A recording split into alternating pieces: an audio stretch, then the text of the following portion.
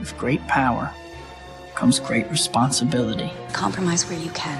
Where you can't, don't. Even if everyone is telling you that something wrong is something right. Even if the whole world is telling you to move. It is your duty to plant yourself like a tree, look them in the eye and say no. You move. Never step onto the battlefield of ideas unprepared. Before you enter the fray, you need a plan. And there's no better place to get one than right here on Tactics with host Caleb Colquitt. The Situation Room goes live now on News Radio 1440. Welcome into the program, everybody. Thank you so much for being with us here on Tactics, where speech isn't violence, tolerance isn't love, and disagreement isn't hate. Thanks so much for being with us here on the program. I'm Caleb Colquitt, as always, so let's get started with the news. There is quite a bit of news today, and it's interesting because I actually got the rare opportunity to be there present. I'm not a reporter, so I typically don't do this. I just comment on the news that's already been produced. But I actually was going out and covering the Love Matters March that happened on the Capitol steps of the Capitol here in Montgomery this past Thursday. But the unfortunate thing is, because it was blinding outside and screens tend to not work in the sunlight for whatever reason, you really just, you can't see it. Through nothing but error on my own part, the coverage was not on because I hadn't set something right in my phone or whatever. And so there was, we were supposed to be broadcasting live on News Radio 1440, and I didn't realize that we had not been broadcasting until after I got back to my truck and could actually see my screen. So unfortunately, the actual raw footage that we took was not there. There were several other news outlets there that were covering the event, so it's not like I was the only one or that there's no video footage of all this, but I figured I'd go ahead and give my review since I wasn't able to do my live commentary there on Saturday like we had intended to.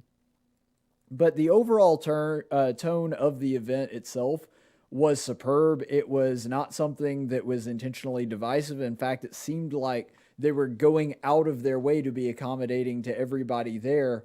And one thing that I really wanted to applaud the leadership and the people that came together on, they actually, when they got together, one of the very first things that they did before they went to the prayer and then the march that went down the street, they went to the Fountain Plaza. One of the very first things that they did, and they actually did repeatedly throughout the event, was applaud the police officers and thank them for the service that they do, for having a very difficult job. And they specifically said in that particular event, look, we know that the stuff that has happened in the country that we've seen with police officers behaving badly, we know that that's not y'all. We know that that's not something that is indicative of police officers as a whole. And so it was very amicable to law enforcement. I saw several law enforcement people out there talk to them. At no time did they feel like they were unsafe or that the people there didn't like them or anything like that. They understood and actually worked with the people that were there marching and helped them make sure that they were safe when they were walking down the road there. So everything, so far as I could tell, went off more or less without a hitch. And the police officers were a big part of that. They really helped with that. One thing that I would like to bring up, and I love to see this as well, just want to give a shout out to Chris's Hot Dogs in downtown, and That's My Dog, who both provided hot dogs for the people that were gathering there. And the interesting thing about it is, and I've been demonstrating at different locations for different causes for, I would say, a considerable amount of my adult life. I don't think I've ever seen a protest, or I don't even know if it's right to call it a protest. They didn't really refer to it as a protest. They called it a rally or a march. But I don't think I've ever seen a political demonstration of any kind basically turn into a block party afterwards. So that was really interesting. Granted, I didn't stay for much of that because I was already pretty hot and I wanted to get home. I just kind of watched the events unfold, and once the official part of it was over, I kind of took off after that. But I got to tell you, man, it was really interesting to see that, because at the end they just started playing music and hanging out, and some people were dancing, that kind of thing. So the overall tone was pretty good. there were a handful of times where somebody said something that I disagreed with, and that pretty much revolved around the things that I had issue with is when they talked about things like systematic racism. But even when that happened, it was very brief. They didn't go into detail. And the thing is, I don't have to agree with absolutely 100% of every syllable of every word that a person utters to feel like I'm on the same side with the person. I would not hesitate to, with any of the people there, hesitate to have a conversation with them. They were all very kind, very friendly. And as far as the demographics of the crowd went, I would take a guess and say it was about 70% black, 30% white, which, I mean, should be about what it ought to be, shouldn't it? Because that is the population of Montgomery. It's about 70% black and 30% white. And so the overall, I'm sure that there's Korean and Hispanic and other, well, Korean's a nationality, not an ethnicity, Asian and Hispanic mixed in there some. And there were a couple in there that I'm sure had that as well. Not to, overly emphasize the demographics of the crowd, because I think that that's something that's really unimportant as long as people are ideologically there for the same reasons. But overall, just looking through the crowd, the people there that were represented racially were more or less along the lines of what Montgomery as a whole is, which is a really positive thing to see. And I'll say this as well. Because I already touched on this a little bit when we were talking about the lead up to it a few days ago. I think it was on Wednesday when I was talking about this. The city of Montgomery was at least consistent. And by that I mean I thought it was wrong for them to kind of try to keep this thing from happening and say that they shouldn't be out marching and because of the virus, but at least they were consistent with the protest earlier. Now, I will say that one significant difference is the way that everything was handled, because, of course, with the initial protest, the Get Back to Work Alabama that we were talking about, that something that I also attended, with the Get Back to Work Alabama crowd, the difference is they shut down the road there for construction, knowing that it was a drive-through protest, knowing that that was part of the protest as a drive directly in front of the Capitol to be able to get out, speak, jump back in your car, and head back. They closed off the road for this one, but it wasn't for construction. It was to accommodate the people walking down the street. And so there is a difference there, even though the action is the same, closing down the street. The difference in these two occasions is, in one, closing down the street specifically hindered the protest. In the other, the Love Matters rally that we're talking about this weekend, closing down the street was something that helped the protest. And so there is a little bit of a difference there, that even though they took much more strenuous efforts to try to shut down the initial protest than they did this one. So there is at least a sense of inconsistency there. The messaging was roughly the same, which is, well, we don't approve of it and you shouldn't do it. But the response to it was markedly different. The actual actions taken by the city of Montgomery, in one case, helping people out. In the other case, with the Get Back to Work Alabama, specifically trying to stymie the event from happening.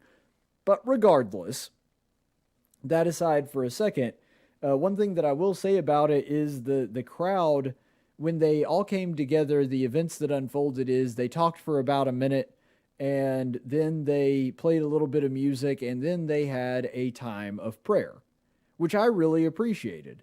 And one thing that was very different from some of the other things that we have observed and we've talked about on the program, because you may recall that with the washing of the people's feet, or with the crowd of white people praying there and asking for forgiveness and bowing to the black people that were up front, that didn't happen. Everybody was on equal footing. Everybody was the same. There were some people that were sitting down on the Capitol steps. There were some people that were kneeling on the ground.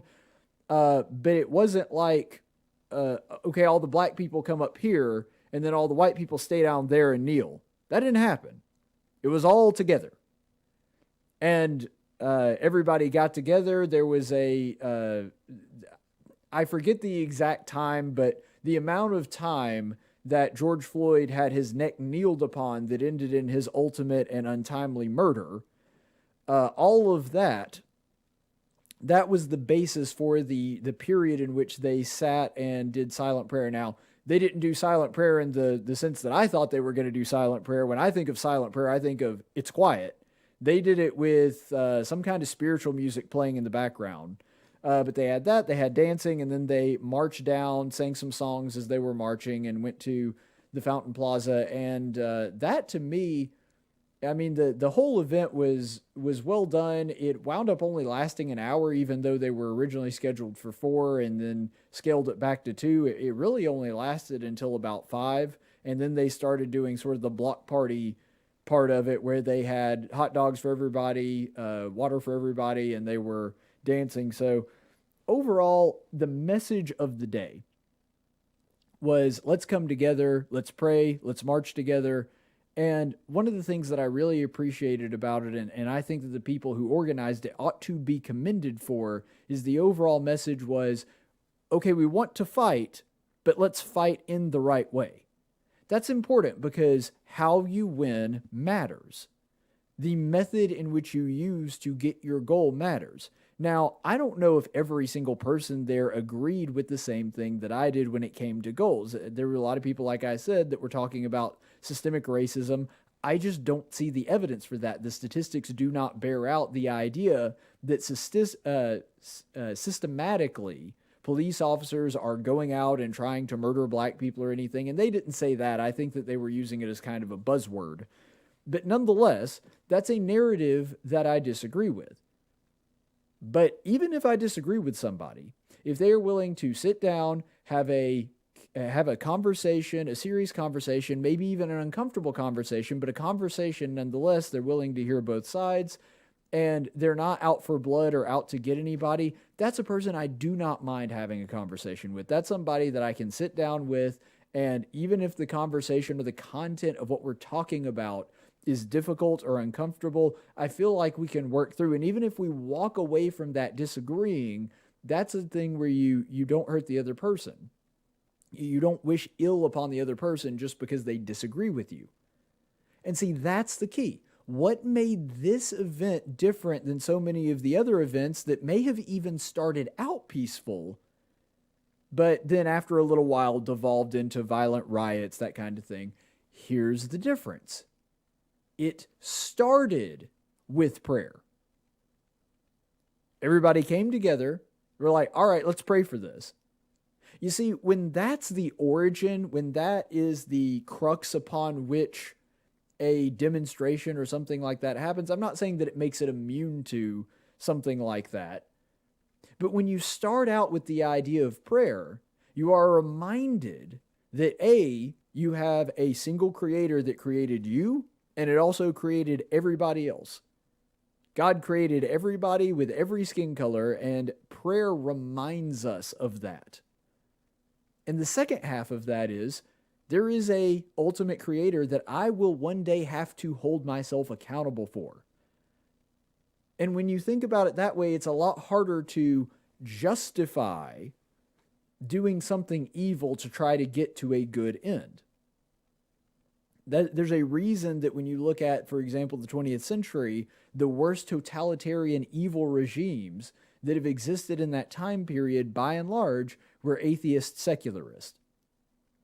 Because they viewed the ends as justifying the means. As long as we get to the end is the ultimate goal. Why does it matter what route I take to get there? But if you believe that there is a God that is looking over, watching out for everybody, his providence, there's an interplay in there. First of all, it makes you know that, okay, I'm going to have to be held accountable for the actions I take, so I can't just do whatever I want just because the ends justify the means. But the second half of that is, that comes with faith that if I just do the right thing, God's going to take care of all the other stuff. I don't have to cheat or to break the law in order to get what I want. If there is an injustice happening, then I can correct that injustice through correct means by asking for God's intervention. I mean, this is something that's true throughout the biblical narrative. You could look at, for example, the book of Esther is probably the best example that you could look at, is that an incredible, horrible injustice based on race was about to happen to the Jewish people. And without cheating, without, attacking Haman or any of the people, without doing any of those things, God, through his providence, brought justice.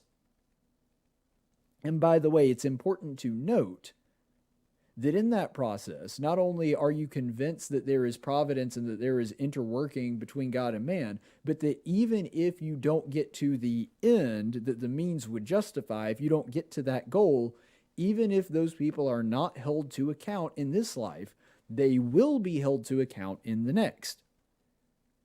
You see, if you're somebody that doesn't believe in God or doesn't believe in an ultimate judgment, that does taint the way that you look at the world. Because you think, well, if I don't enact justice, if I don't take extreme measures to make sure justice is enacted on this planet, then it's never going to happen. That does make a significant difference. And I think the fact that this whole thing started with and was centered around a spiritual message about God, that was the difference. That's what made it to where it was something that people could come to and remember that they're supposed to do so in a particular fashion, they're supposed to demonstrate in a particular way, and that they're going to be held to account to an almighty creator one day if they do not. That makes a severe difference in the tone and the methodology of a movement, and it always has. That's the reason Dr. Martin Luther King succeeded where Malcolm X failed. There was a completely different basis upon which those movements were predicated, and you see that in the results. Another big local story that I wanted to talk about, which really is a travesty on a personal level to me, but also more broadly, there is now a movement to defund the Confederate Memorial Park in, for those of you who don't know where it is, it's near Marbury. It's technically in Chilton County. And the Confederate Memorial Park, for those of you that have never had the pleasure of visiting it, it has two Confederate cemeteries where there are other people, I'm sure, that weren't involved in the war buried there as well, but primarily it is Confederate soldiers. There are about 300 people buried in the two cemeteries there. They also have some historically significant landmarks within it. For example, there's an old church that is from the Civil War the Civil War era. And so you can actually go there and visit it and see what the church looked like. By the way, fantastic acoustics in that building. I mean, you can sing there, and even somebody that's only a decent singer on his best day like me can actually sound pretty good in a congregation if you're singing, because it's got those low wooden roofs. The acoustics are just fantastic in there. But anyway, not to get off on that, there's several other big historic sites. They have maps where you can look at it. They have basically the layout of a town and what it would have looked like in the Confederate era. So a lot of historic significance there. And they also have a small museum where you can go and see a lot of different artifacts from the Confederate era. They have them from both sides. Now, obviously, it's heavier on the Confederate side because this is Alabama. This was a part of the Confederacy, ergo, they're going to have more artifacts that depict things from the Confederate side just because there's a larger abundance of them nearby. But anyway, so that's part of it. They also have several nature trails.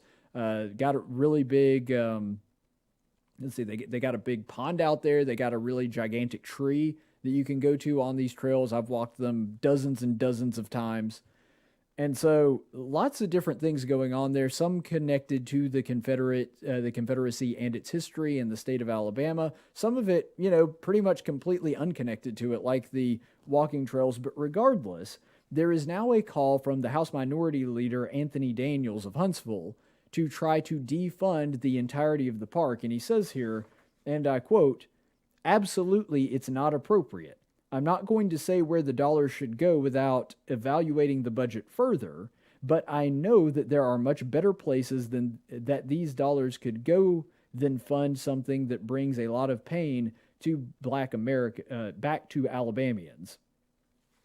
And by the way, the NAACP made a statement, and I'm not sure which one came first. I'm not sure if they were adopting the minority leader's words in the NAACP statement, or the reverse happened and the representative here was quoting the NAACP statement, and that's what sort of kick-started his movement to defund it. I'm not sure what the origin of this is, but either way, they made another statement that said something very similar, that this is causing all kinds of pain to Black Americans, which I found their statement really odd because it was talking about just the sight of a Confederate flag, to which I had two pretty obvious rebuttals, which is, A, well, this is a Confederate park, not a place that, you know, it's not just a Confederate flag. Like, it's not as though the state is maintaining that giant rebel flag up there next to the interstate that's privately funded. I mean, you might have something of a case if that were what was going on, but this is an entire memorial park,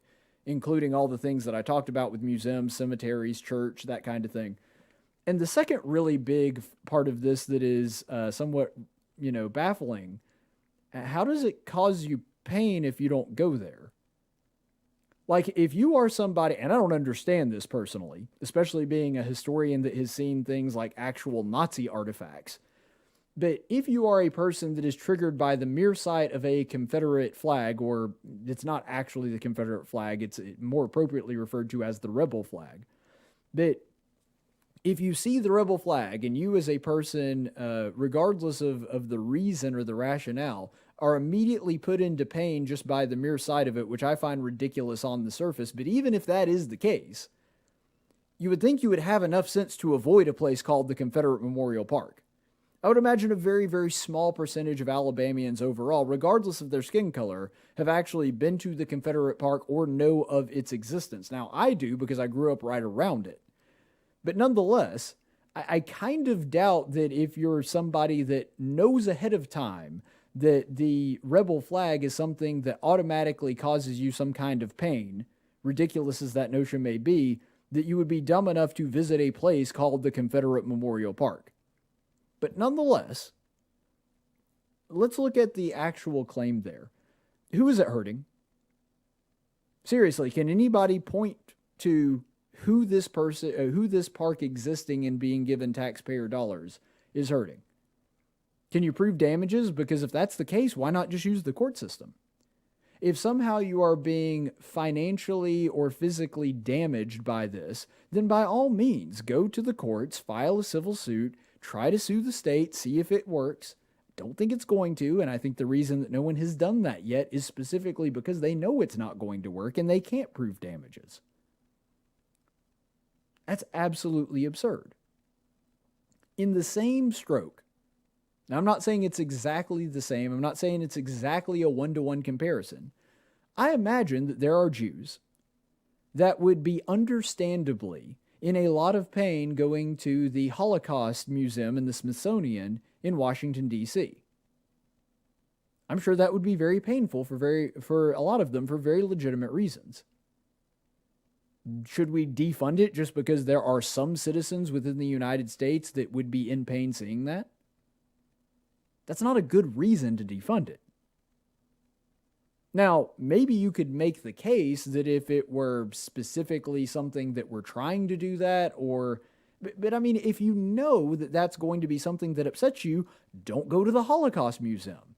That doesn't mean that nobody else should be allowed to go to it or that nobody else should have access to that thing, which does teach us about history just because of this. That doesn't make any sense whatsoever. And furthermore, it makes no sense to single out this specific park for defunding it. Look, I'm a very libertarian-minded person. I wouldn't say that I'm full-on libertarian, but I have very libertarian leanings. If you wanted to make the case to me, for example, that we should defund all state parks and the state shouldn't be in the business of preserving it, and if the park wants to stay afloat and be there for people to use, that's fine. They should do it through private funding. I think that there actually is a vested interest in states doing this. I think that the federal government should not be doing it. I think we should not have national parks. But if the state, on an individual basis, wants to do that, I think they ought to be. However, I am sympathetic to that argument.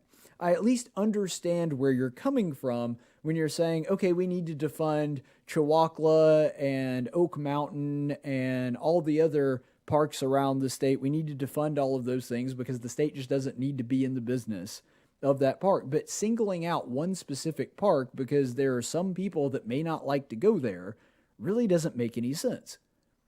I could round you up no shortage of people that don't like camping. That doesn't mean that we should shut down Chihuahua just because there are people that would not enjoy going there. That doesn't make any sense. And whether you like it or not, and Alan West made a fantastic point about this, history does not exist for it to be liked. That's not the purpose of history. In fact, normally, a person that is at least somewhat fair-minded looks at mistakes that were made in the past, that looks at history and says, okay, we really need to preserve this because there needs to be some record of mistakes that have been made in the past so that we do not make the same mistakes in the future. So Colonel Alan West making that point very eloquently. But on that, the Confederate states of I just lost the official name there. The Confederate Park is there to remind us of a period in time in the Confederacy. Doesn't mean you have to agree with the decisions that were made. Doesn't mean you have to agree with the sentiments that were made. But that is a significant, important part of Alabama's history. I mean, for Pete's sake, the state seceded from the Union for a period of time. That's something that we need to know about. So if we defund the Confederate Park, we would have to defund the archives building there in the state with the museum that they have, which actually is a really cool museum. I definitely encourage people to go. We have to defund things like DeSoto Caverns. We have to defund different museums around the state that are funded by the government. If we're just going to defund museums and parks, we need to defund all of it because, I mean, there are displays in the Alabama Museum there that have both things from the Confederacy, items from that, and also show things from slavery and the slave trade there in the United States. Heck, the Equal Justice Initiative, which I know isn't state funded, that's definitely a privately funded organization, I guess is the best way to say it. They're a privately funded organization that maintains that lynching memorial. There are definitely people that would be, rightfully so, upset at seeing that. That does not mean we should get rid of it. That doesn't mean that it should not exist. And when it comes to this, I remember, because I'm more than 2 years old, I remember when the argument was being made, well, we need to get rid of Confederate flags, again, more accurately described as the rebel flag. We need to get rid of those things. And they need to be put into a museum. We don't need to have them, for example, on public lands where anybody could just walk by and see them. What we need to do is, if it's a taxpayer piece of land or property, it's okay for them to exist, but they need to be in a museum. This is them coming after the museum, because that's exactly what is in the Confederate Memorial Park, a museum about the Confederacy. They said, look, it belongs in a museum. Just relegate it to that. I think that is a legitimate argument. I think that there's, decent points to be made on both sides of it. But if your argument is going to be, because that was what the left was saying, well, that thing, yeah, we want to preserve history, just put it into a museum. Well, this is a museum. This is a place specifically set aside for people to study history of a specific era in the state of Alabama. This is a place where you can do that, and they're saying, no, we want to get rid of that too. They're constantly moving the goalpost. We saw something very similar a couple weeks ago when rioters broke into a museum in Virginia and destroyed a bunch of Confederate historically significant portions, their parchments, flags, all kinds of stuff. They destroyed a lot of history, even though they said, hey, let's put it into a museum. Well, people did put it into a museum, and a bunch of rioters got together and burned it. And so, I mean, that argument is dead. You can't make the case that you were making just a couple of years ago when this debate was, all the rage again back then, that, well, we're okay with it. It just should be preserved for history and put it into a museum. That's its proper place, when you're trying to get rid of the museum too. This is about erasing history. This is about erasing things that we need to understand. There needs to be monuments to these things, if nothing else, to remind us that we don't want to go to that place again. If nothing else, so that people know and are aware of what is going on and what happened in the past, so we do not repeat those mistakes in the future. That's the reason these things do need to exist. And on a personal level, and I know that this is coming from me and this isn't something that's necessarily objective, but I spent an awful lot of time at that park as a kid. It was very close to my high school and very close to my church. We used it for all kinds of events. When I was in high school, because I was very active in the FFA and my dad was my ag teacher, he had a food plot down there at the Confederate Park, and a plot of land that wasn't, being used. This just happens to be part of the park. We had a food plot down there for the local high school to grow vegetables and fruits for the community. And we did. People could come by. They could pick it anytime they wanted to. We had the people there in the FFA cultivate it, plow it. I cannot tell you the number of summers I spent at that place plowing and making sure that it was maintained, because in the summer, of course, all the kids are out of school, so I was the only kid left that my dad had to use as free manual labor. But, that's something that happened. This is a part of that community. And what they are suggesting would rob people of that. Like I said, that there's hiking trails, nature trails all throughout the park. Every year for Easter, my church, which was only about maybe 5-6 minutes away from this park, they have pavilions there where people go and you can rent them out and reserve it for a day or two. We did that, and we would have fellowship meals over there. We had that every year that I was at Midway that I can recall. We would have Easter egg hunts, and then we would actually have evening service in their church building there in the park. And that's how I know about the acoustics being so good there. And by the way, we were not the only people that did that. People all over that community would reserve things for there. I had a birthday party there once. I went to other people's birthday parties there when they would reserve the pavilion. There were several other churches. You actually had to be on the list like a year in advance to make sure that at the Sunday that you wanted it, when I say it, my church doesn't really celebrate Easter as being anything more than just another Sunday. We celebrate every Sunday because it's the resurrection of the Lord. And so we usually reserved it about 2 or 3 weeks ahead of time because there was less, push to get it, because a lot of people wanted it specifically on Easter Sunday.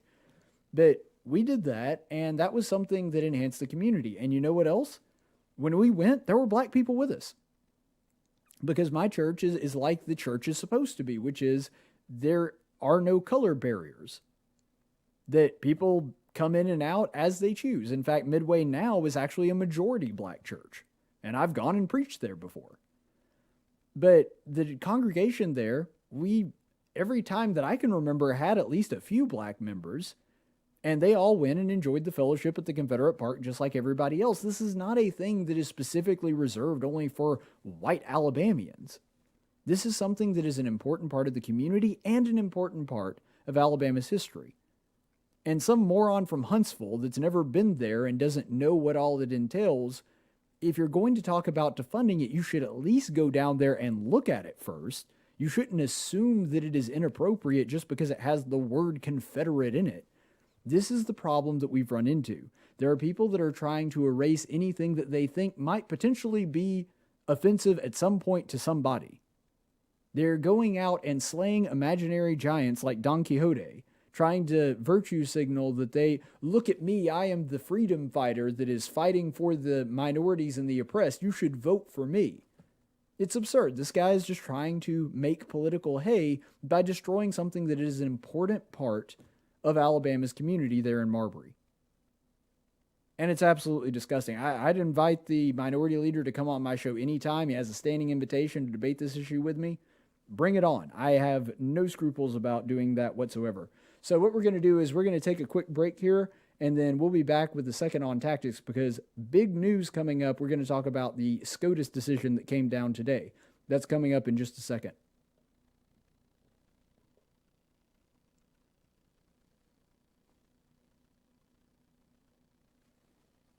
And now for a reading from the Social Justice Warrior Bible with Pastor Gregory Post.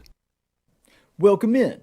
I'm Gregory Post, head pastor at the Eternal Living Word Trans-Denominational Church and Coffee House in Novato, California. And now it's time for a reading from the SJW Bible, the only Bible printed on 100% organic biodegradable paper. Today's reading comes from the Gospel of Matthew, chapter 19, verses 3 through 10. And it says, "Some Pharisees came to Jesus, testing him and asking, 'Is it lawful for a man to divorce his wife for any reason at all?' And he answered and said, 'Have you not read on your Bible apps that he who created him from the beginning made them male and female, and trans and pansexual and non-binary and Jupiter gender, or one of the 150 other options? And said, for this reason, a man/woman/other shall leave Z's father and mother, or father and father, or mother and mother, or two mothers, father, and their special friend Sequoia, and be joined to his wife, or wives, or husband, or life partners, and the two shall become one flesh. So they are no longer 2 or 3 or 14, but one flesh. What therefore God has joined together, let no man separate.'" I mean, unless of course it's like super difficult, or there's money problems, or bedroom problems, or you meet somebody that you like better, or that initial spark goes away and you just fall out of love, or you're just unhappy for any reason, then divorce is totally understandable. They said to him, "Why then did Moses command to give her a certificate of divorce and send her away?" He said to them, "Because Moses wasn't woke enough. He was some rich, spoiled prince who was probably white and a tool of the patriarchy. So why do you care what he thinks? And I say to you, whoever divorces his wife and marries another woman, it's totally cool with God as long as you're happy. That is all God wants, after all." The disciples said to him, "That sounds super convenient. Thanks, Jesus." Wow. So inspirational. This has been a reading from the SJW Bible. And remember, the only truth that matters is your truth.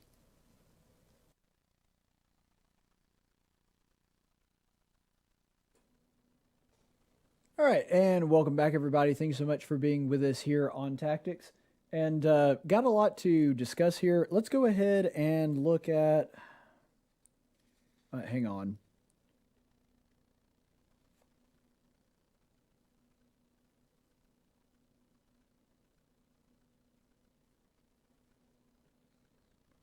Sorry about that, very unprofessional. I was trying to find my notes and I could not do it. There we go. Wow. Just falling apart over here. But anyway, so this is the latest from the Supreme Court decision that came down earlier today. There was a 3-6 decision, and it was on the discrimination, basically whether or not, when you're looking at the firing of somebody, whether or not you could terminate a person being transgender. And without getting too far into the weeds of the case, essentially what the overarching message of all of this is that if you are a person that is transgender, because this all started with a case in Michigan. And so the person wanted to come in and become a woman, apparently. It was a dude. And he's wanted to wear dresses to, and by the way, this was not something that the owner was privy to when this person was hired. They were already an employee, and then they asked permission. They're like, "Hey, can I just start wearing a dress and you start calling me by a different name?" And the guy was like, "Yeah, no, that's not going to work, especially when we're talking to a bunch of grieving families. That's not going to be something that I'd really like for my customers to have to deal with." And the overall idea from a legal perspective is that you can't fire somebody for being trans, because that would be firing them based on their sex. Because when a person claims to be a woman, he actually is a woman. And so that was the thinking behind the initial argument, and the decision actually goes a little bit in a different direction, and we'll talk about that in a second. But what it wound up happening is it was a 6-3 decision. And as soon as I saw it was a 6-3 decision, I was like, Roberts and Kavanaugh. Roberts and Kavanaugh are the ones that sided with the libs, because Roberts and Kavanaugh have been fighting with one another to be the new Justice Kennedy. And turns out, no, Kavanaugh actually sided with Thomas and Alito. which was very surprising because that means, by process of elimination, the only justice left was the one who actually wound up writing the prevailing opinion, Neil Gorsuch, which was pretty surprising on a number of levels, especially from somebody who has always claimed the mantle of, and I mean, based on several of the opinions that he has written thus far, has been somebody that is, at least seems to be an originalist. It was very, very surprising that Gorsuch came down on this. And I got to say, before we get into the actual content of the case itself, I think that the biggest loser here, because for the vast majority of Americans, this isn't going to affect them that much, at least not from what we see so far. It may wind up having really horrible ramifications on down the pipe. But the biggest loser, at least in the immediate, in the short term, is President Trump. Because President Trump, his case that he could make to anybody that is somewhat conservatively minded, that didn't like Trump because he's too much of a moderate or had a problem with him personally because of his personal defects, the backdrop excuse for anybody trying to convince that person that, hey, you need to vote for President Trump even if you don't like him all that much, was, but Neil Gorsuch. They could kind of hang their hat on Kavanaugh, but not really to the extent that they could with Gorsuch. It's like, well, look at Gorsuch. That's why you need President Trump to nominate somebody, people like Neil Gorsuch. This, not too long before Election Day, that puts a pretty big spike into that argument. I mean, there is a massive hole gaping in the middle of that argument now that Neil Gorsuch has come out with this particular decision. And the thing is, justices are occasionally going to rule in ways that you didn't expect, that you may not have necessarily wanted.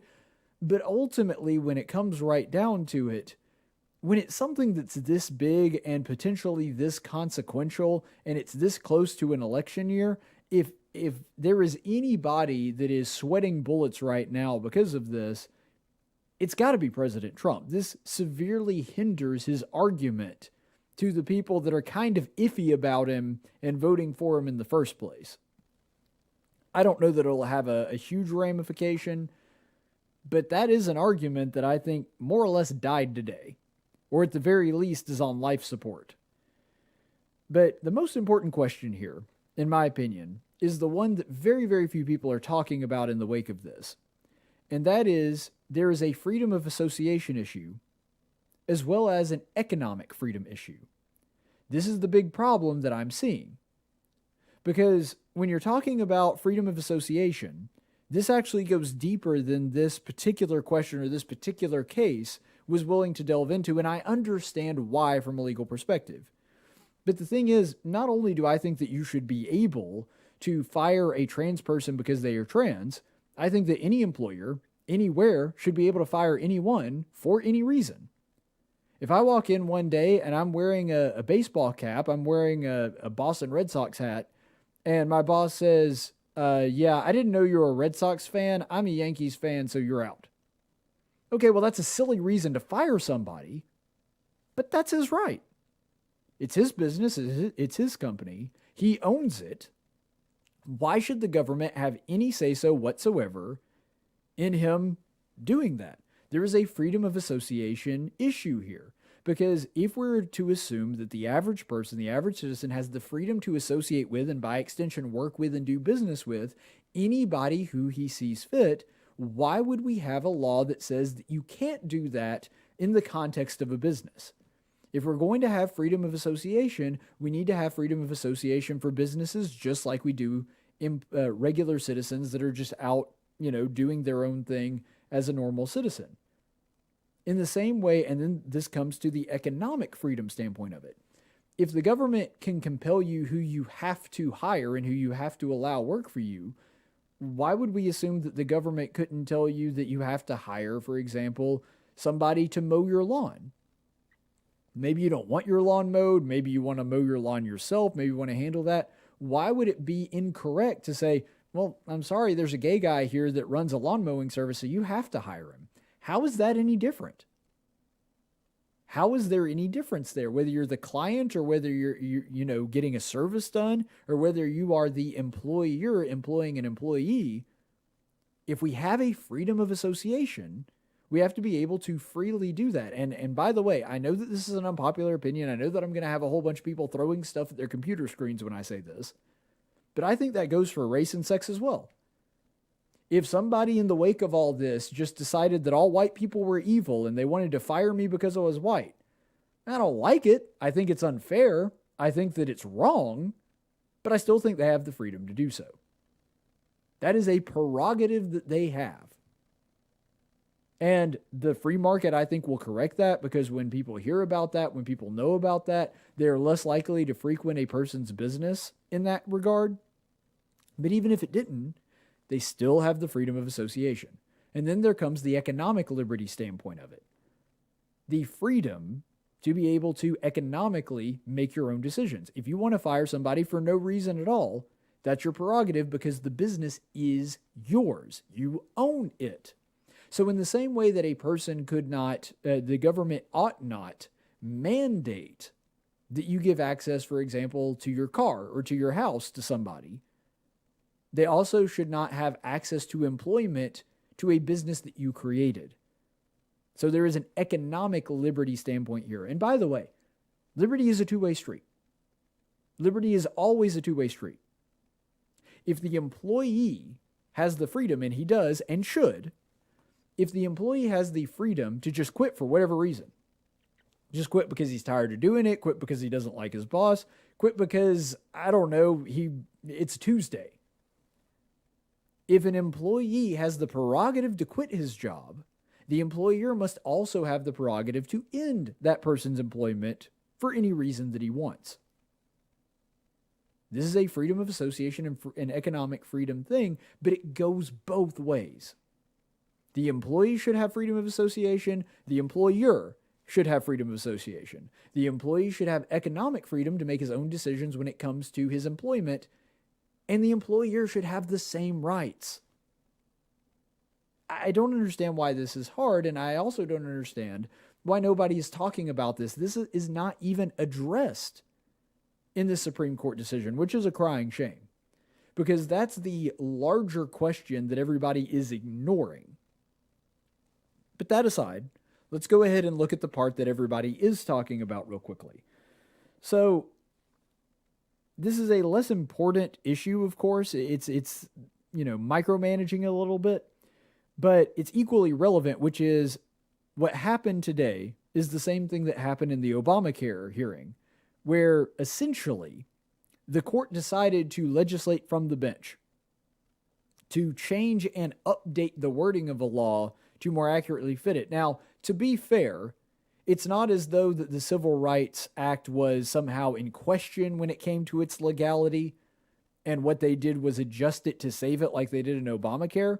But what they did do is update the meaning of a word in an existing law that has been understood to mean one thing in the decade since it's been passed, and update that language to include something completely different. The idea that the people who voted on both for and against, but especially the ones that voted for and wrote the Civil Rights Act of 1965, and heck, even Lyndon Baines Johnson, who signed it into law, the idea that when they were looking at the clause on the basis of sex and took that to mean, oh, and also anybody that's transgender and any guy that sleeps with men, because this was basically the argument that was articulated by Gorsuch. What Gorsuch was actually saying here is, well, see, if a man were fired for sleeping with a man, well, then that would be something that would be wrong, because if a woman did exactly the same thing and were not fired, then that would be discrimination on the basis of sex. Well, no, you can discriminate between those actions. All you would have to do as a company is write a policy that said, okay, when it comes to our employees, women cannot sleep with women, men cannot sleep with men. And then you solve the discrimination factor there. Then you're prosecuting, or in this case, terminating somebody for a completely different reason. And so that's a very easy legal fix.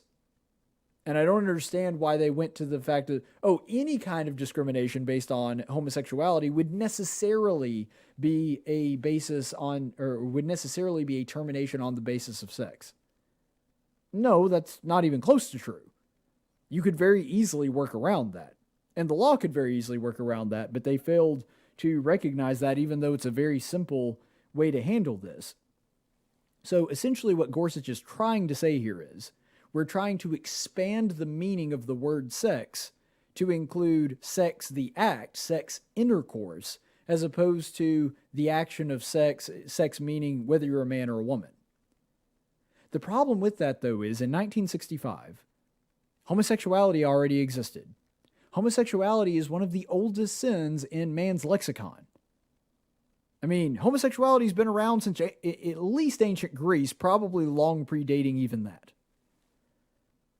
And when the Congress that wrote and passed the Civil Rights Act of 1965 were voting on this, when they saw on the basis of sex, they all knew and understood that what that was talking about is, okay, whether you're a man or a woman, you can't discriminate based on that. Now, again, as I've already stated, I think that's actually incorrect. I think that an employer ought to have that right to do so. Stupid as it may be, he should have the right to choose that. However, and this is the real kicker, nobody that was voting on that, nor was the public when reading that, would have understood the word sex to mean anything other than your biologically assigned gender. And when I say assigned, I don't mean assigned by the doctor, I mean assigned to you by biology.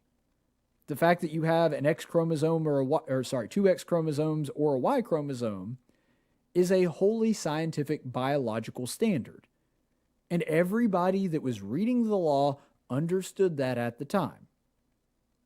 What Gorsuch tried to do is expand that to mean sexual intercourse. In other words, your choices in sex are now protected. But that's not what they understood at the time. And here's the reason that that's so ridiculous. There's a couple of examples I could give here. Your choices of who you want to sleep with should be, if you want to, be grounds for termination. Let's say, for example, that there is a woman who is the owner of a company, and it turns out that one of her employees is sleeping with her husband, having an affair behind their back. She discovers this, and now, based on this interpretation, she can't fire that person because she's sleeping with her husband, because she would be firing somebody on the basis of sex. Again, redefining what they understood the term to mean originally to be sex as in intercourse. Well, that is a woman's sexual preference. That is the woman in question's sexual preference to sleep with this woman's husband, wrong as it may be. So are we to now assume that that person wouldn't be able to fire somebody because of their sexual choices? Here's another one, and this one's far more terrifying. Let's say that there is somebody that is sexually attracted to children.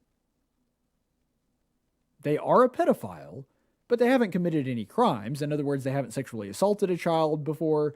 They don't have child porn or anything like that. But let's say that this is a person that is just sexually attracted to children.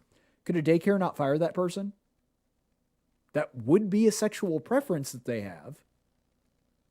So you see the kind of can of worms and the unintended consequences that springs forth from this thing? This is why you don't make these kinds of decisions, because they have all kinds of unintended consequences. This is why leaving it up to the individual, maximizing the amount of liberty that is available here, is smart. If Gorsuch were to do exactly the same thing, for example, with militia, in other words, redefine the word to mean what we in our modern vernacular tend to use it as, and I'm not saying that people in 1965 didn't mean sex to talk about intercourse as well, but also that they had the option of including homosexuals as a protected class when going into detail, and they specifically chose not to. That's the difference here. Everybody that was understanding that law, that would have voted on it, the public, when they read the law, would have understood it to mean at the time, specifically whether a person was a man or a woman. It did not mean any kind of, you can take any pick of your sexual preference, and that cannot be used as a basis to terminate somebody. That's not a thing that they intended for it to be. And for Gorsuch to suggest otherwise is a slap in the face to originalism. If we were to do exactly the same thing with the word militia, even though I think you would still actually have a pretty big hurdle to jump over because there is a comma there in the Second Amendment, but even if that comma were not there, even though that comma is there, let's pretend that it wasn't for a second. If the comma didn't exist, and you were to redefine the word militia as being the National Guard, for example, because when a lot of people hear the word militia, they think the National Guard. In fact, a lot of people on the left have tried to make the case that that is what it means. Just like a lot of people on the left have tried to make the case that gender means whatever you want it to mean, and it's just whatever you feel. So people have tried to make that case before. We have to go back and understand the law as it was understood by the people at the time. Otherwise, wow, can't talk today. Otherwise, there is no reason to record a law in the first place. If the word and the law that was intended is not there and set in stone, then why make laws anyway? Why don't we just update laws without a legislative process, which is what happened from the bench today in the Supreme Court? That's what they just did. They updated the meaning of the word in the law. And if we were to do that with the Second Amendment, we could say, see, only National Guard members are allowed to have firearms. You see how dangerous that is?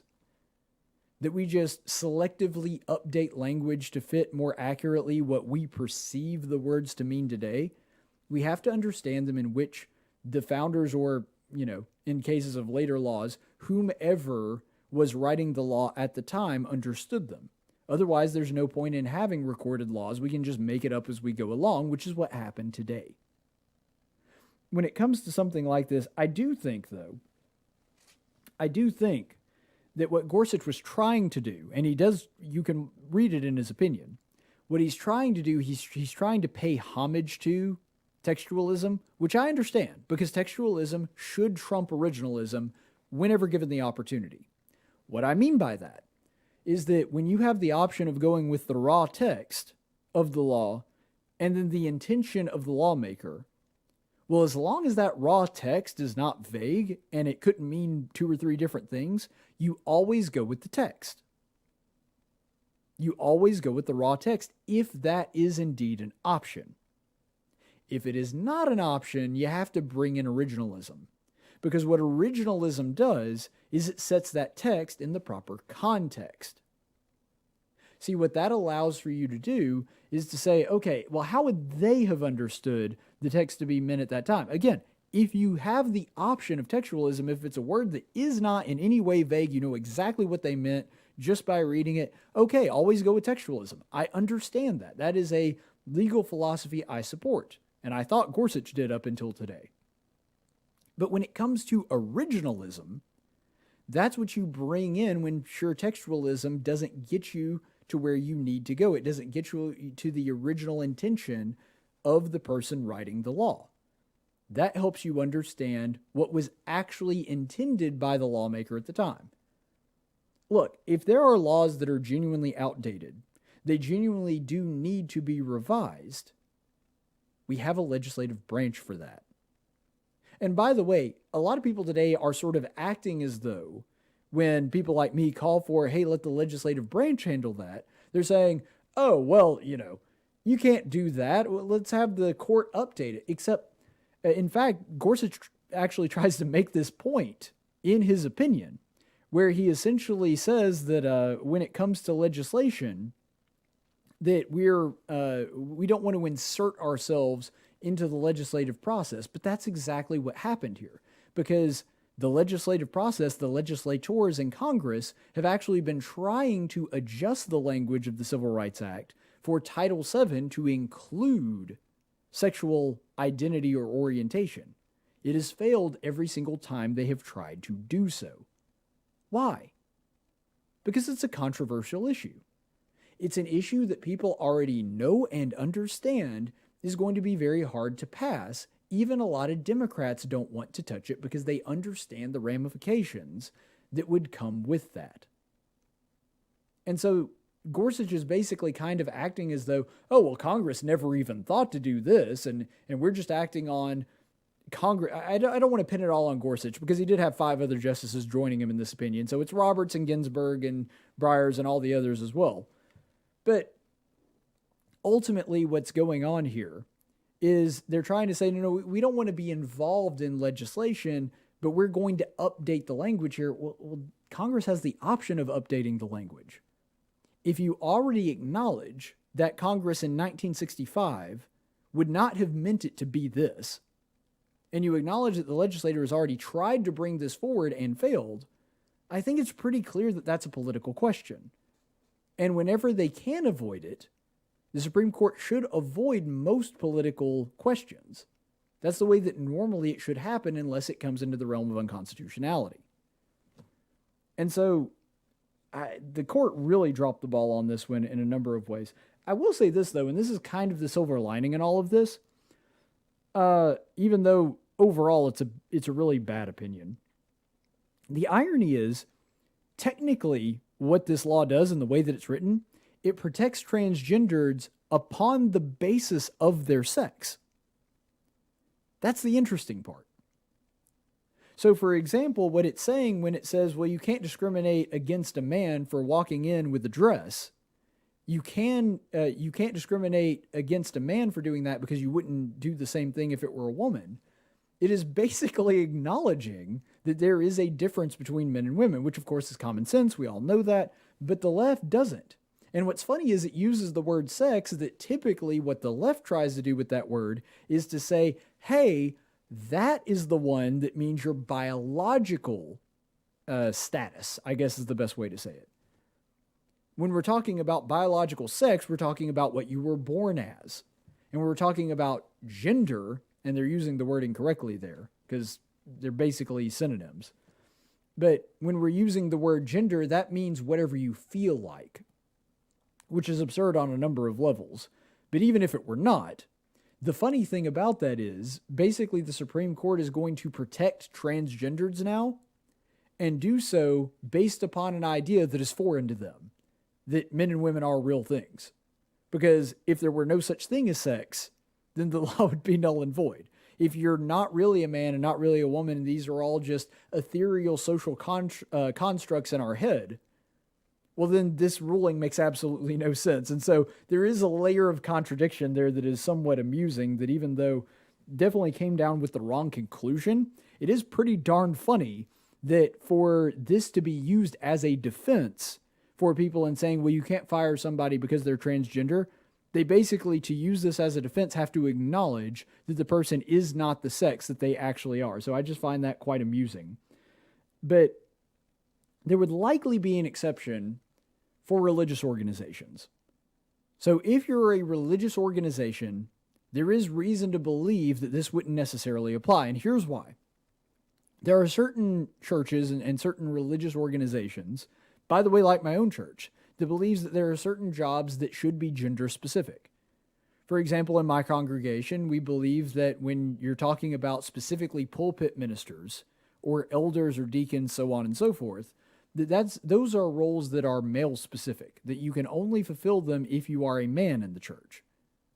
Well, to avoid all kinds of religious freedom issues, courts have ruled in the past that even with the 1965 reading of that, which means on the basis of sex would include, okay, whether you're a man or a woman, that churches and religious organizations are exempt from that because the role is specific to a person, and that's part of a person's religious belief.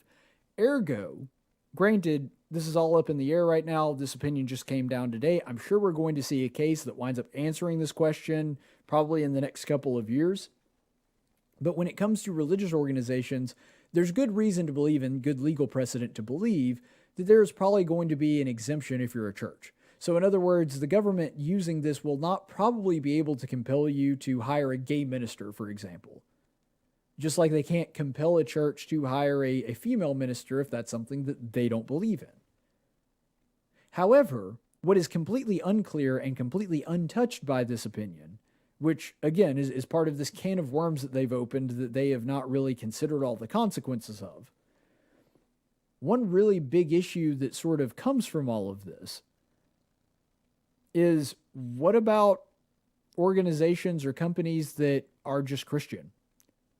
Like whether or not it would be the right thing. I'm not making the moral argument. I'm taking specifically the overall argument, the legal argument. If a company is owned by devout Christians, like let's take Hobby Lobby, for example. If a company is owned by devout Christians, would that organization be exempt as well? Because they have a deeply held religious conviction that would not allow them in their mind to hire a gay person? Well, based on this, it seems like no, but they don't really go into detail on that. Religious organizations like churches, probably going to be exempt because of legal precedent. There's really no guidance whatsoever given in this opinion on a secular organization that also happens to have very strongly held religious or moral convictions on this. Another one. Now, this is an organization that is a religious organization in a sense.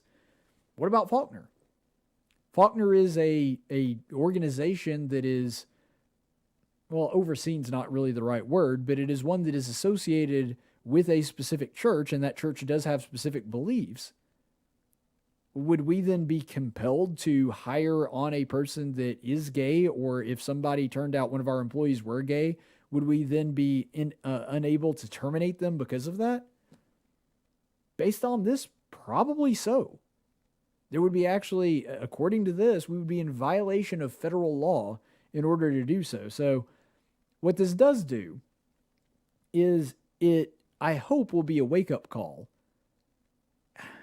I know I'm being overly optimistic here because I know that this is not going to happen.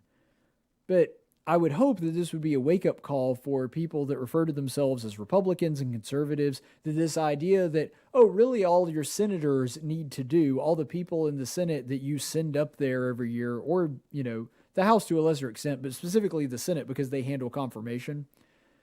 Really, as long as you get your court appointments in, you don't really have to worry about them not actually being all that conservative when it comes to legislation. According to this, yes, you do. You cannot count on the court to be the only backstop on this.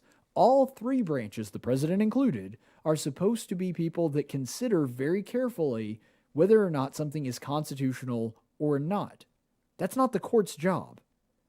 I mean, it is the court's job, but it's not the only branch that is charged with that.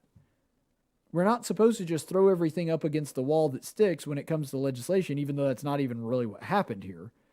They were very specific, and the court broadened the definition to change it into something that they never intended for it to be, which is a problem on a number of levels.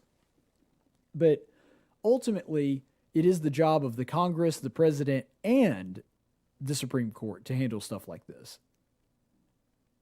And unfortunately, I don't see that with the House that this would be something that the legislature could overturn. I don't think that you could get enough House members together to clarify that this specifically means sex, in other words, a man and a woman. And so, gang, you got to do something about this. Just sitting back and saying, well, as long as I send my person with an R behind their name to Congress, they're going to appoint the right justices to the Supreme Court, and that's going to be where we stand our ground. That's not going to cut it. And this decision proves it. A 6-3 decision, two of the people joining the prevailing opinion appointed by Republicans. The Republican Party has proven itself once again to be completely inept when it comes to choosing Supreme Court justices. And I like Gorsuch. I was a fan of him. Not so much right now. I'm sure that there's going to be things that he writes in the future that I'm applauding him on. But you need somebody that is a true originalist. And Gorsuch tries to pay homage to originalism in this thing, but ultimately falls way short of it. And basically goes against originalism in order to get a desired result, to sort of reverse engineer a result that was desired by the court and figure out a way to get there. Horrible, horrible opinion by the court. Let's go to the Daily Dose of Stupid. That was stupid. I know it was stupid. Really stupid. Hey, I just said it was stupid. And for today's Daily Dose of Stupid, this is, I just cannot stop smiling at this one. This has been by far the most amusing story that happened over the entirety of the weekend. So for those of you who are unaware, I'll give you a quick update. The Capitol Hill Autonomous Zone, otherwise known as CHAZ, in Seattle's downtown area, what they've done is they have actually walled off a section of the city. And now they are claiming that they are a different country. There was a sign up the other day saying, you are now leaving the United States and entering Chaz. So they've declared themselves apparently an independent nation, and the protesters and Antifa rioters and so on and so forth have created this zone, which ironically has gigantic walls and very tight border security. They basically went full Trump, and it has been so amusing to watch this. They have very strict border enforcement. There's only one way in or out of the Chaz. And to do so, you have to have documentation, which I thought was racist. I thought it was racist to require somebody to provide identification. And it's really funny because they have basically shut down free speech, and they say, oh, we're all about free speech. And then you have journalists being attacked inside the Chaz. There have also been all kinds of issues of violence, police brutality, ironically, because they have a quasi-police force run by a guy named Raz, who's a rapper. Yeah, that's the guy who you want for your chief of police. Some people are calling him a police chief. Some people are calling him a warlord. So there's just incredible hilarity coming on all over the place. Now, of course, it's not funny that people are getting hurt or that journalists are being attacked or any of that stuff. But what is really freaking hilarious is how hard they're trying to create a society out of the 6 blocks inside Seattle. So let's go ahead and look at this. This was a tweet from one of the people inside the autonomous zone. And there you can see, okay, so the homeless people we invited took away all the food in the Capitol Hill autonomous zone. And it gets even better. We need more food to keep people, to keep the area operational. Please, if possible, bring vegan meat substitutes.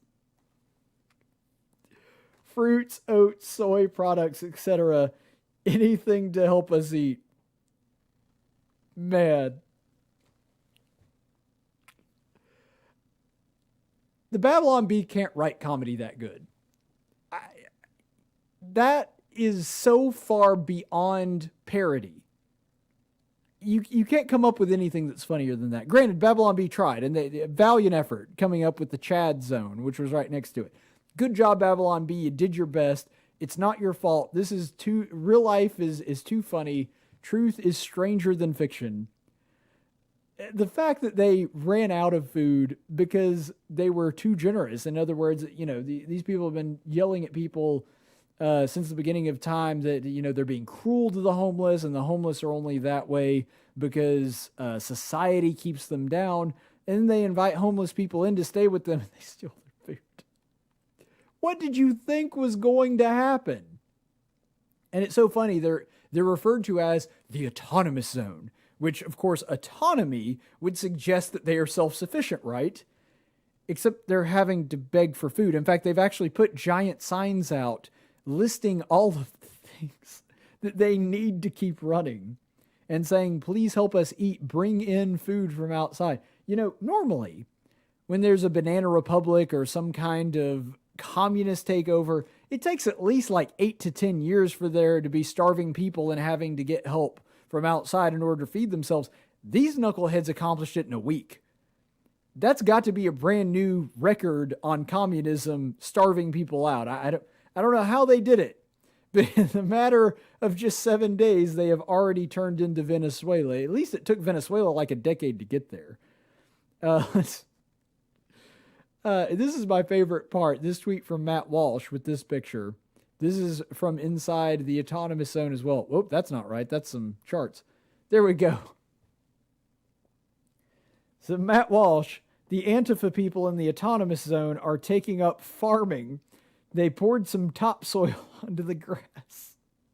Seems to have simply placed some plants onto the soil rather than digging holes, expecting to keep the plot sufficiently watered with a watering can.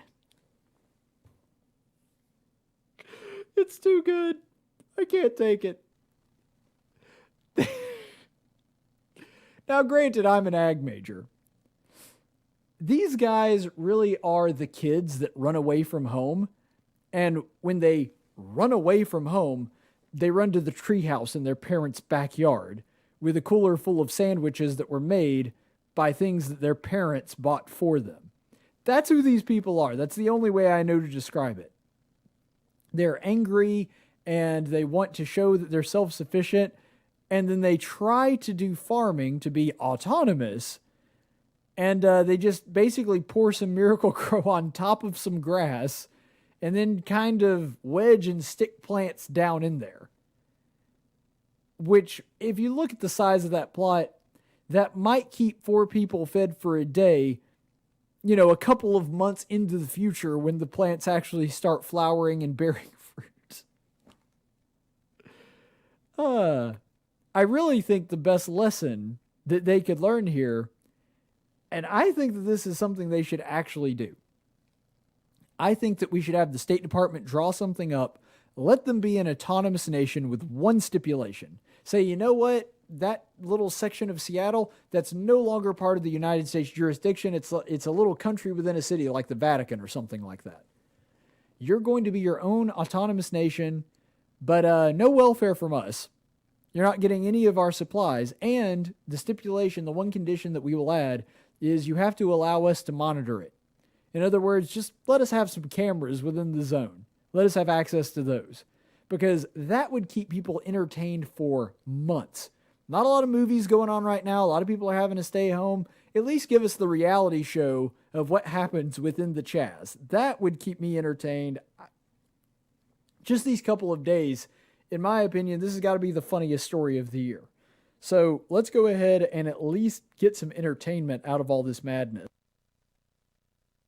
And one other thing that I wanted to bring up on all this, they actually have issued a list of demands, which is, this one's less funny, but it certainly is indicative of who they really are. So this is people within the Chaz and according to them, the collective black voices that are making these demands.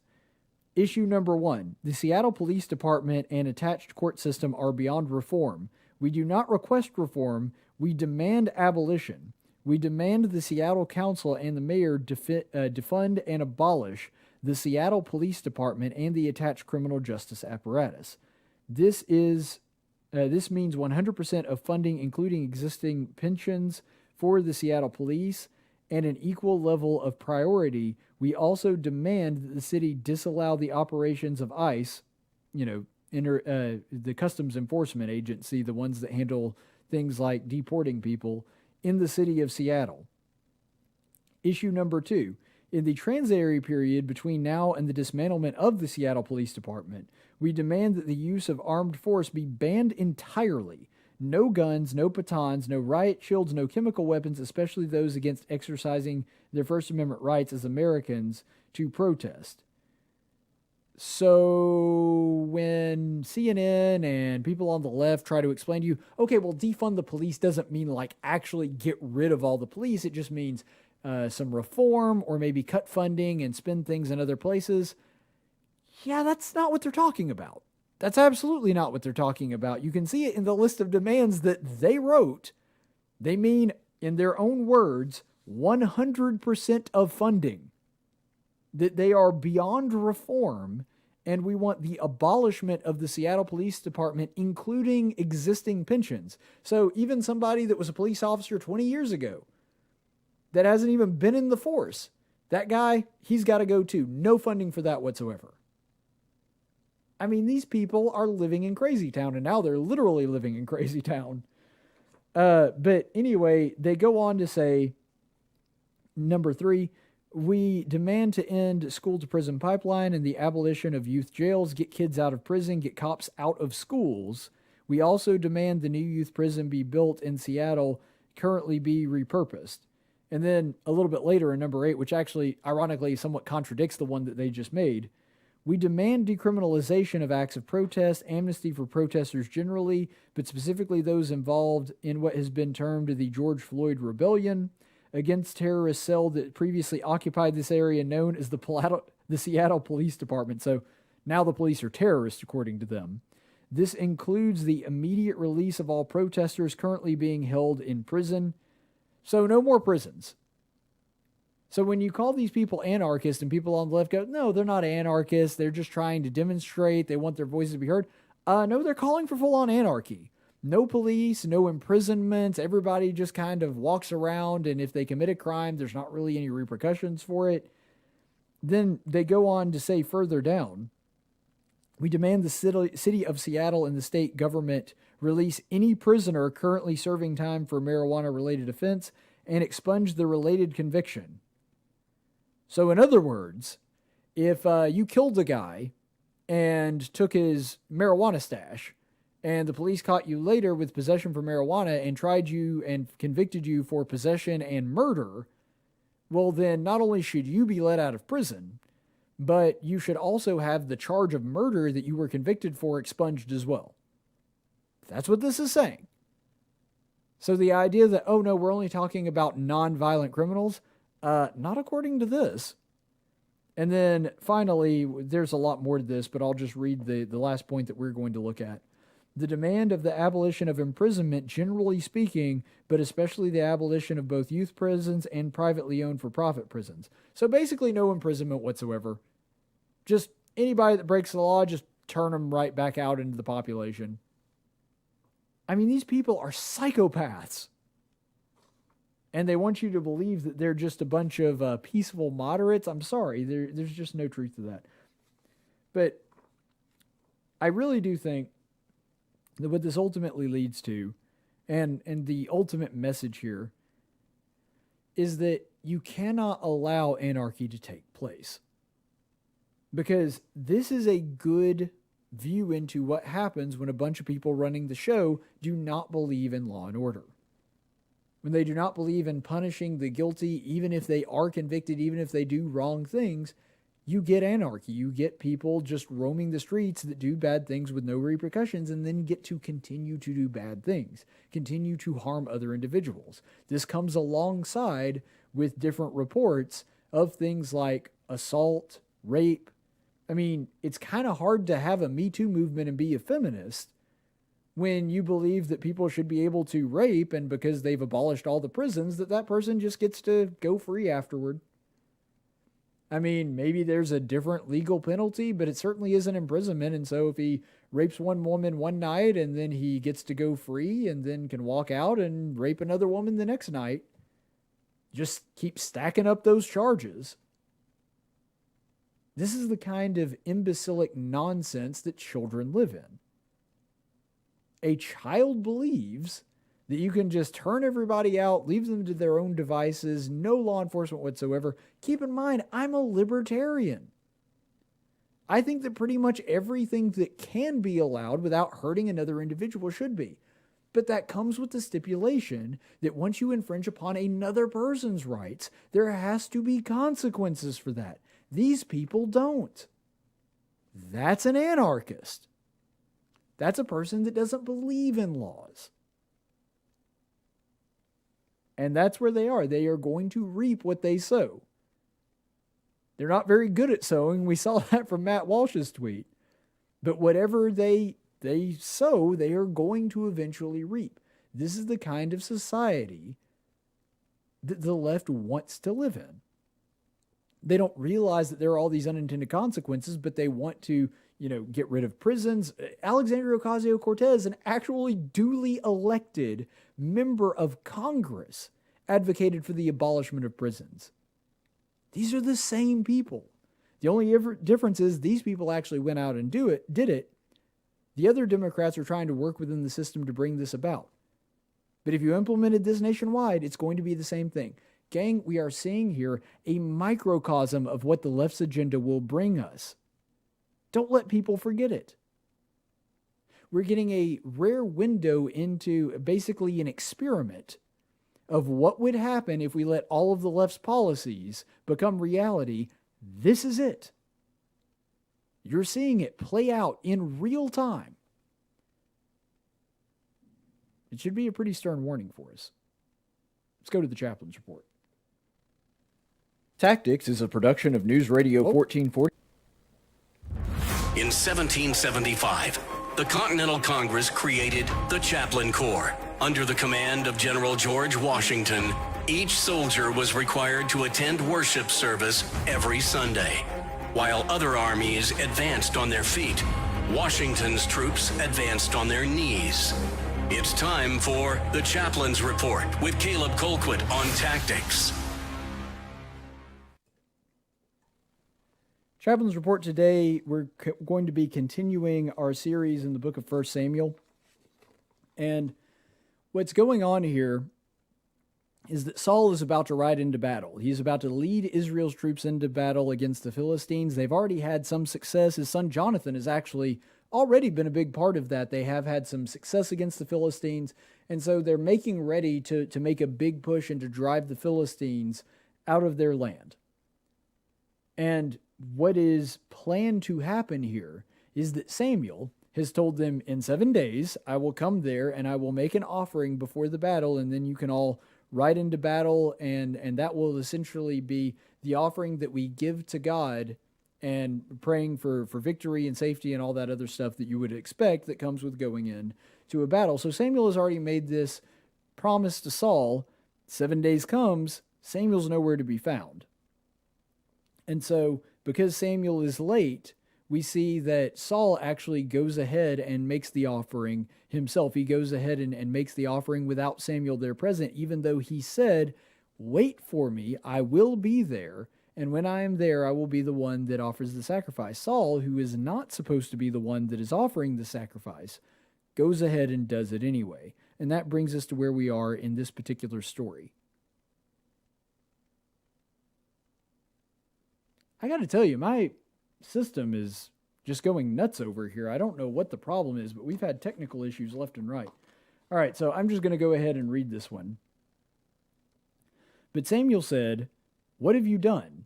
And Saul said, because I saw the people were scattering from me, and you did not come within the appointed days, and the Philistines were assembling at Michmash, have I not asked for the favor of...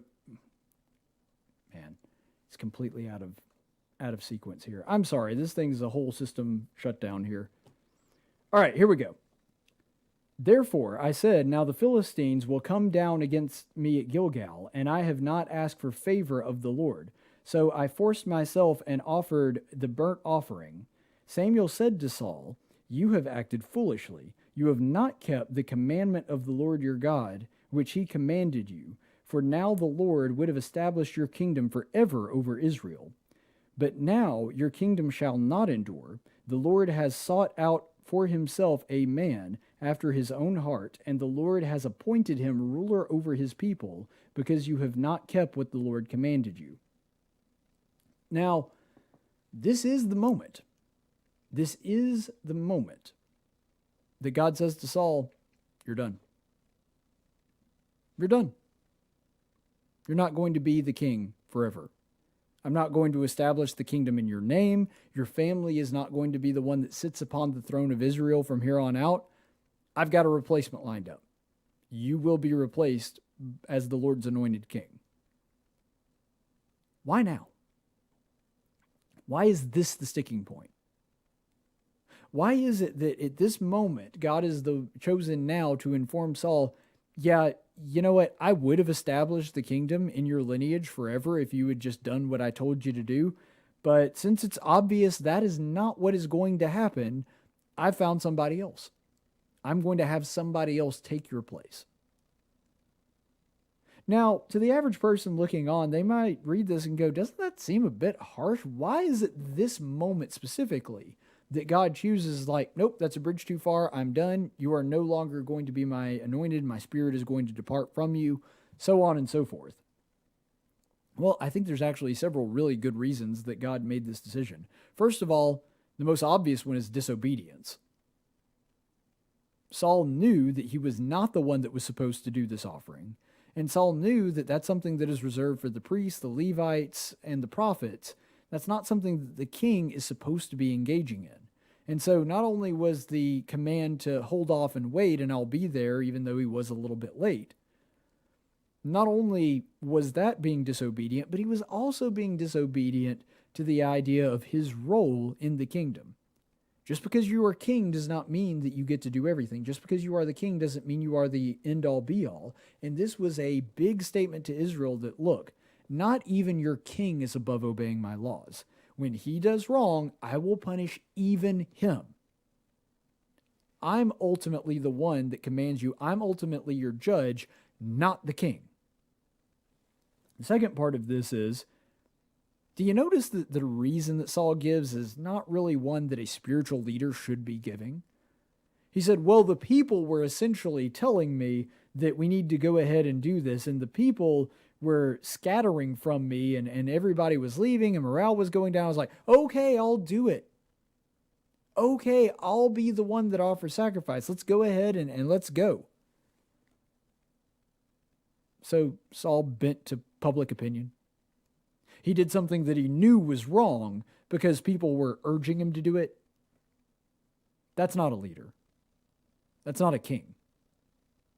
Not a good one anyway. Certainly not one that is obeying God. One that looks, okay, here's God's command. Here's what people are asking me to do. I'm going to go with this one. Nope. Not something you get to decide. If you have a choice between obeying God and obeying man, you're supposed to obey God. And because Saul chose to do what the people wanted him to do as opposed to what God wanted him to do, that was a pretty clear indication that, all right, this guy is no longer fit to be God's anointed king. And then finally, and this is sort of going along with the rationale that was given, not only was Saul bending to public opinion and doing what the people wanted instead of what God wanted, but he was trying to defer responsibility for that. That's another very unking-like, unleadership, that's not even a word, a very unleader-like quality to have. Because if you're somebody that is supposed to be leading people, if you're somebody that is supposed to be helping people see you as an example as what to do and how to follow God, this isn't it. When you look up and go, oh, well, yeah, I did it, but, the people made me do it. Well, that's the same thing that Adam said about Eve. Oh, well, yeah, I did it, but here's the reason why I did it. Saul doesn't take responsibility. See, what a leader does is say, yeah, there were other people that may have influenced my decision, but the buck stops here. Saul was the one responsible, and it should have been Saul that went out and said, look, Samuel hasn't arrived yet. We will wait for him in the Lord's blessing. And if people leave, they leave. If we go in with a smaller force, that's fine. I would rather put my faith in God than my army. And remember that when his predecessor, David, actually did the same thing, God punished him for doing the same thing too, putting his faith in his army as opposed to God. See, when you put your faith in God, you say, you know what, we have to go in with a few less troops. Oh, well. I would rather have God in the host. I would rather have God in the backfield than I would extra people anyway. And that was really where Saul messed up. And I think it's very obvious that the reason that this replacement was about to take place is because David did the exact opposite. There were many times where David had people, for example, when he was about to take Saul's life, urging him on, egging him on, saying, hey, David, look, you got to go ahead and do it. It's for the good of the country. It's for your good. God has already said that he's going to deliver Saul into your hands. And David says, no. That would be raising my hand against God's anointed, and I will not do that. I don't care what anyone else says. That's a leader. That's a person that is after God's own heart. And what happened when David screwed up? What happened when David made his great sin with Bathsheba? We get one of the most beautiful repentant psalms in the entire Bible, where he says that I have sinned and I alone. David didn't blame anybody else. He put the blame right where it belonged, himself, and he begged God for forgiveness.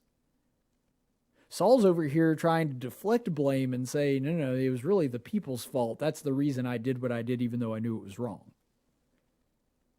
See, there's a very, very stark contrast between the two. David, even though he wasn't always obedient, had a heart for obedience, and when he did mess up, he always went back to God, took responsibility, asked for forgiveness. And his disobedience wasn't because he decided it was better to play along with and do what men wanted him to do rather than God.